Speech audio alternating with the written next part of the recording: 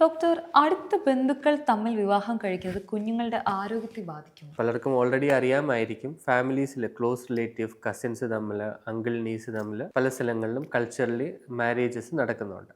അപ്പോൾ ഇതിലുള്ള ഒരു റിസ്ക് എന്ന് പറയുന്നത് പല ടൈപ്പ് ജനറ്റിക് ആയിട്ടുള്ള കണ്ടീഷൻസ്, എസ്പെഷ്യലി ഓട്ടോസോമൽ റിസസീവ് എന്ന് പറയുന്ന കാറ്റഗറിയിൽ പെടുന്ന ജനറ്റിക് ആയിട്ടുള്ള കണ്ടീഷൻസ് ഇങ്ങനെയുള്ള മാരേജസിലുള്ള കുട്ടികൾക്ക് വരാൻ വളരെയധികം സാധ്യതയുണ്ട്. കാരണം എല്ലാവർക്കും അവരുടെ DNA ഒരുപാട് അസുഖങ്ങളുടെ ഹാഫ് ഡിഫക്ട്സ് കാണും.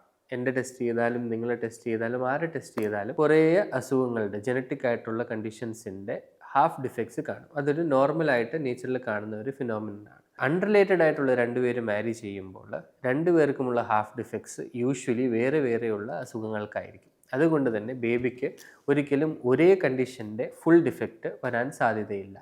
അതേസമയം ക്ലോസ് റിലേറ്റീവ്സ് തമ്മിൽ അല്ലെങ്കിൽ ഫാമിലി മെമ്പേഴ്സ് കസിൻസ് ഒക്കെ തമ്മിൽ മാരി ചെയ്യുന്ന സമയത്ത് ഒരേ അസുഖത്തിൻ്റെ തന്നെ ഹാഫ് ഡിഫക്ട്സ് ഹസ്ബൻഡും വൈഫ് കാരിയർ ആകാനുള്ള സാധ്യത കൂടുതലാകുകയും ഇതുകൊണ്ട് തന്നെ ബേബിയിലേക്ക് ഫുൾ ഡിഫക്റ്റ് മാറാനും അതുവഴി ബേബിക്ക് ജനറ്റിക് ആയിട്ടുള്ള പ്രോബ്ലംസ് വരാനും സാധ്യതയുണ്ട്.